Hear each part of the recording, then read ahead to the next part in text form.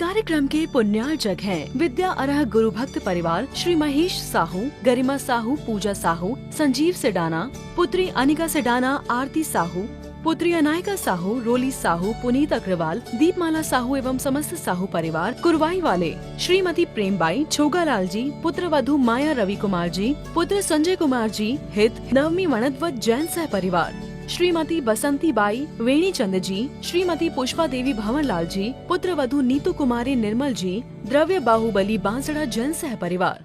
बोलिए पंच परमेष्टि भगवान की, भगवान महावीर स्वामी की, अहिंसा परमो धर्म की, परम पूज्य आचार्य गुरुवर श्री विद्यासागर जी महाराज की, परम पूज्य आचार्य श्री समय सागर जी महाराज की, परम पूज्य सुंदर सागर जी महाराज की।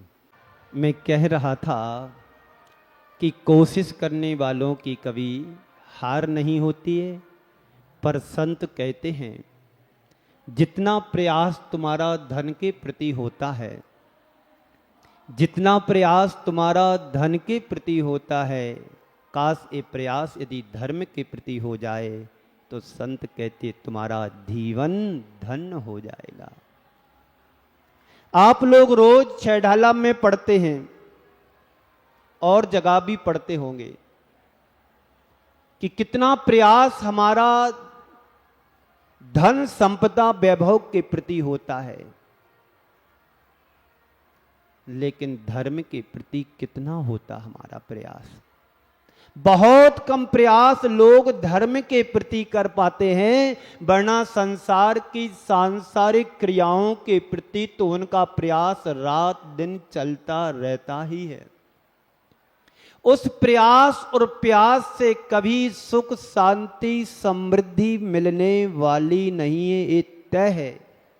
आज तुम्हारे लिए लगता है कि धन अधिक होगा तो मुझे सुख शांति अधिक मिलेगी, ऐसा कतई नहीं है। आप देखिए चक्रवर्तियों का वैभव, तीर्थंकरों का वैभव कितना था, उनके सामने हमारे पास कुछ भी नहीं है। जिनका एक छत्र शासन चल रहा हो, जिनका 6 खंड पर पूरा अधिकार जमा हो, लाखों करोड़ों देवी देवता जिनके चरणों में निछावर होते हों, उनके वैभव के सामने हमारे पास क्या है? एक कण भी नहीं है। है कि बोलो? नहीं है ना। तो फिर उन्होंने छोड़ा क्यों? एक बात बोलता हूं, जोड़ने वालों की पूंछ होती है। ध्यान से सुनना, जोड़ने वालों की पूंछ परख होती है और छोड़ने वालों की पूजा होती है।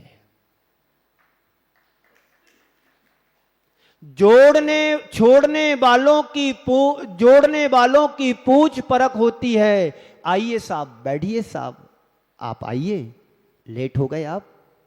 हां, थोड़े व्यस्त थे। और एक गरीब व्यक्ति आ जाए, साधारण व्यक्ति आ जाए, देखना भी पसंद नहीं करते हैं। तो जोड़ने वालों की पूंछ परख होती है और त्यागने और छोड़ने वालों की पूजा होती है। तय तुम्हें करना है कि हम छोड़ने वालों में हैं कि जोड़ने वालों में, पूंछ परख कराने वालों में हो कि पूजा कराने वालों में से हो। यहां तो पूजा करने वाले बैठे हैं, पूजा कराने वाले एक भी नहीं दिख रहे। पूजा कराने वाले अभी मन भी नहीं है, भाव भी नहीं है, भविष्य की गर्त में क्या छिपा है इसका कुछ पता नहीं है। तो इसलिए व्यक्ति चाहे सुख की रखता है, काम दुख की करता है, तो सुख मिलेगा कैसे? कैसे काम बनेगा? हमें अपनी धारणा को बदलना चाहिए। यदि तुम्हें सच्चे अर्थों में सुख की चाह है तो उसे पहचानो, उसे समझो, उसे जानो कि सुख है क्या, सुख कहां मिलता है। बोलो कहां सुख मिलता है, बताइए, आप लोग बताइए। आप लोग सुख की खोज में निकले हो कि नहीं निकले? घर से मंदिर जाते हैं, भगवान के सामने अनुरोध करते, निवेदन करते, हाथ जोड़ते और एक मुट्ठी भर चावल भी चढ़ाते हैं कि भगवान आज मैं दुकान खोलने के लिए जा रहा हूं, सबसे ज्यादा लाभ मुझे होना चाहिए। क्या कामना करते हो? मेरा बेटा बड़ा हो गया, भगवान अच्छी इस घर में शादी हो जाए, मेरी बेटी पढ़ लिख करके अच्छी क्वालिफाइड हो गई, उसकी नौकरी लग जाए, मेरे घर में बेटे की 10 साल शादी हो चुके हैं, अभी तक कुछ किलकारियां नहीं आ रही हैं, कुछ खुशखबरी नहीं मिल रही है। ये भावना रखते हो कि भगवान के चरणों में जाकर के ये भाव रखते हो कि भगवान मैं कर्मों से कब मुक्त हूं, मेरी आत्मा का उद्धार कैसे हो, मेरी आत्मा का कल्याण कैसे हो, मेरे जीवन की उन्नति कैसे हो। ये भाव रखते हो कि कामनाओं से, आशा से भर कर के ये भाव रखते हो कि मेरे बेटे की शादी हो जाए, मेरे बेटे की नौकरी लग जाए, मेरे बेटे का ऐसा हो जाए, मेरे घर में संपन्नता आ जाए। तुम्हारे चाहने से कुछ होने वाला नहीं है, चाह से कुछ नहीं होगा, चाह के त्याग से सब कुछ होने वाला है विश्वास इस पर? बहुत कम लोगों का होता है। जो सम्यक दर्शन से संपन्न होता है, सम्यक दृष्टि होता है, वो राह चाहे की नहीं चलता है, उसमें से राह निकाल करके वीतरागता की चाहे पर चलता है। उसके दिल और दिमाग में एक ही बात होती है कि हमारे हृदय में देव शास्त्र गुरु हैं, वही सब कुछ है। मांगने से यदि सबको मिलता तो आज इस धरा पर सब चक्रवर्ती के वैभव से संपन्न हो गए होते। आप लोगों के साथ बड़ी विडंबना है। आप चाहते तो मन भर हो, कितना चाहते हैं? मन भर, यानी मन जितना सोचता है उतना चाहता है, पर पूर्ण किसी की नहीं होती है। एक चमत्कारी कुआं था, चमत्कारी कुआं समझते ना, जहां मनोकामना लेकर के जाओ उस पर झांको, जो तुम भावना रखोगे वो तुम्हारी मनोकामना पूर्ण होती थी। लिखा रहता है मनोकामना पूर्ण मंदिर, बहुत सी जगह लिखा रहता है। तो एक कुआं था, पानी का कुआं जैसा तुम्हारे मंदिर में है ना, वो चमत्कारी कुआं था। जो भी व्यक्ति अपनी मनोकामना लेकर के जाता था उसकी पूर्ति हो जाती थी, पूर्ण हो जाती थी। एक नए दंपति आया, नई नई शादी हुई थी, गया कुएं के पास, उसने सुना है कि चमत्कारी कुआं है, तो पहले पति झांकने के लिए गया और अपनी मनोकामना जो कुछ भी रखी हो रख दी उसने। उसके बाद उसकी पत्नी जाती है और झांकती है कुछ अपनी मनोकामना करने के लिए, थोड़ी ज्यादा झांक गई और झांकी क्या, कुएं में गिर गई। मालूम पड़ा उसके पति को, तो पति कहता है भगवान मैंने इतनी जल्दी थोड़ी बोला था कि मेरी मनोकामना पूर्ण हो जाए। आप लोग भी मांगते हो तो भगवान से क्या मांगते हो, क्या आशा रखते हो, क्या आस जगा करके आते हो, वही मांगते हो जो भगवान ने छोड़ा है। जितने यहां बैठे हैं कभी किसी ने भगवान से ये मांगा, विश्वास मन से बोलना, श्रद्धा से बोलना, सही बोलना कि भगवान मेरी आत्मा का कल्याण कब होगा, भगवान मैं आपकी परम कृपा से मनुष्य जीवन को पाया है, मैं चाहता हूं इस जीवन का उद्धार कैसे हो। स्वस्थ जीवन में तो कोई नहीं भगवान से कहता है, जब बीमार होता है, अशक्त हो जाता है, चल फिर नहीं पाता है, उठ बैठ नहीं पाता है, खा पी नहीं पाता है, तब जरूर व्यक्ति कहता है भगवान मुझे जल्दी उठा लो, भगवान मुझे जल्दी बुला लो। पर जब स्वस्थ होता है तब भगवान को देखता भी नहीं है कि भगवान होते कैसे हैं। सुख में सुमरन सब करे दुख में, जो दुख में सुमरन करे सुख काहे को होए। उल्टा इसलिए बोला है कि तुम लोग सीधे हो कि नहीं पता नहीं। दुख में सुमरन सब करें, सुख में करे ना कोई। पर ऐसा बोलने वालों को यही बोलना चाहिए, सुख में सुमरन करोगे तो दुख कभी नहीं आएगा जीवन में, ये ध्यान रखना। पर हम उल्टा करते हैं। राम राम सत्य किसको सुनाते हैं बोलो? क्यों सुशील भाई जी, राम राम सत्य किसको सुनाते हो? मुर्दे को सुनाते हो, जो सुन नहीं रहा सो गया है उसे सुनाते हो। पर आचार्य कहते हैं यदि राम राम सत्य जिंदा में सुना दोगे तो मरे को सुनाने की जरूरत नहीं पड़ेगी। तो इसलिए सुख में भगवान को भज लो, भगवान के हो जाओ, तो दुख कभी जीवन में आएगा भी नहीं। आ भी जाएगा तो टल जाएगा। पर ऐसा विश्वास है आप लोगों के मन में? बहुत कम लोगों के मन में है। तो अपनी धारणा को बदलने की जरूरत है। यदि तुम वास्तव में सुख चाहते हो, मैं आपसे एक सवाल करता हूं, तुम्हारी दृष्टि में सुखी आदमी कौन? शांतिलाल जी, तुम अकोला से आए हो, बहुत बड़ बिलाला परिवार है, बड़ा परिवार है, झांझरी परिवार है, सेठी परिवार है, अनेक परिवार हैं।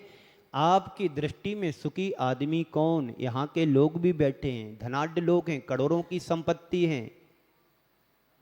तो बताइए कि आपकी दृष्टि में सुखी आदमी कौन है? बोलो।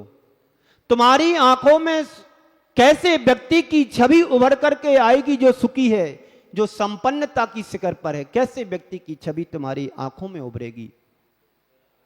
जिसके पास धन वैभव है वो, संपदा सत्ता है वो, घर मकान नौकर चाकर घोड़ा गाड़ी है, वो सुखी आदमी है, बड़ा आदमी है।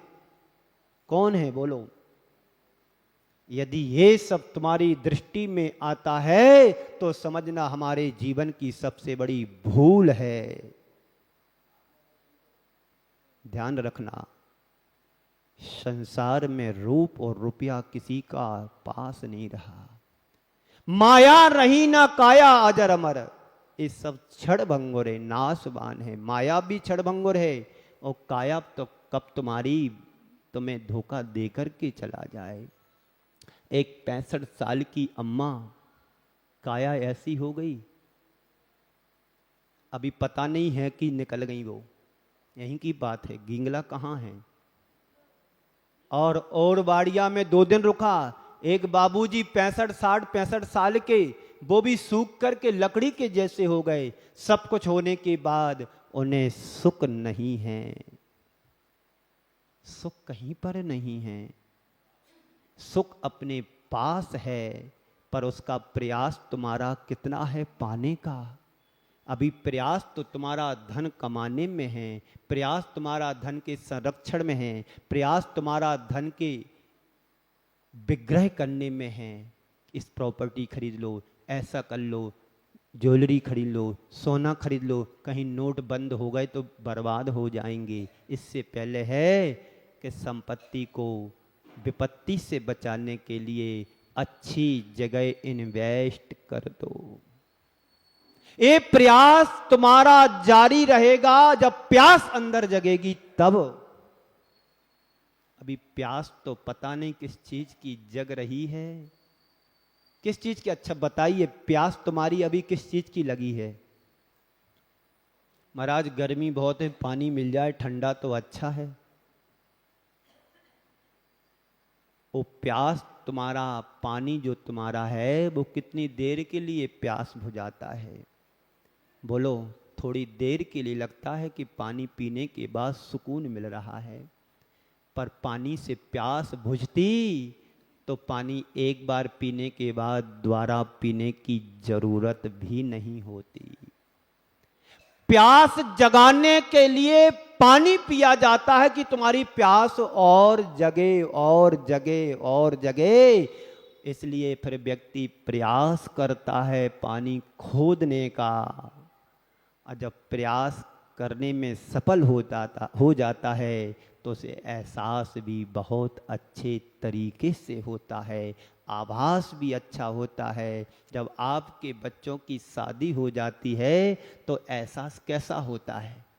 मेरे बेटे की शादी हो गई, मेरे बेटे की नौकरी लग गई, मेरी बहू घर में आ गई, अब थोड़ा भरा भरा सा लग रहा है। होता ना ऐसा? बोलो। लोगों की दृष्टि में केवल वैभव, धन, संपदा, यश, प्रतिष्ठा, भौतिक उपलब्धियां ही उसके सुख का आधार दिखती हैं, और उसी के पीछे रात दिन व्यक्ति भागता रहता है, दौड़ता रहता है पाने के लिए, और पा कुछ नहीं पाता है। मृग मारीचिका की तरह वह दौड़ लगाता है। जैसे जंगल में हिरण पानी के पीछे भागता है, बस पानी मिलेगा, बस पानी मिलेगा, बस थोड़ी दूर पानी मिलेगा, बस थोड़ी दूर पानी मिलेगा, पानी मिलेगा। उस प्राणी को पानी तो नहीं मिलता, लेकिन बस बस करते करते अपने प्राणों को ही गंवा देता है। 12 भावना में लिखा है, जल नहीं पावे प्राण गमावे, भटक भटक मरता। जल नहीं पावे प्राण गमावे, भटक भटक मरता। ये कहानी उस हिरण की ही नहीं है, जितने बैठे सबकी यही कहानी है। सिर्फ दौड़ लगा रहा है, पा कुछ भी नहीं रहा है आप लोगों का अनुभव ऐसा? सारी जिंदगी कमाने में गमा देते हो, और कमा करके पाते क्या हो? जिसके पीछे तुमने सारा बेस कीमती जीवन लगा दिया, मिला क्या मेरे लिए? क्या तुमने पाया? बोलो। जो छूट जाने वाला, उसके पीछे तुमने कीमती जीवन गंवा दिया। इस कार्यक्रम के पुण्यार्जक थे विद्या अर्ह गुरु भक्त परिवार श्री महेश साहू, गरिमा साहू, पूजा साहू, संजीव सेडाना, पुत्री अनिका सेडाना, आरती साहू, पुत्री अनायका साहू, रोली साहू, पुनीत अग्रवाल, दीपमाला साहू एवं समस्त साहू परिवार, कुरवाई वाले श्रीमती प्रेमबाई, छोगालाल जी, पुत्र वधु माया रवि कुमार जी, पुत्र संजय कुमार जी, हित नवमी मणदवत जैन सह परिवार, श्रीमती बसंती बाई, वेणी चंद जी, श्रीमती पुष्पा देवी भंवरलाल जी, पुत्र वधु नीतू कुमारी निर्मल जी, द्रव्य बाहुबली बांसड़ा जैन सह परिवार।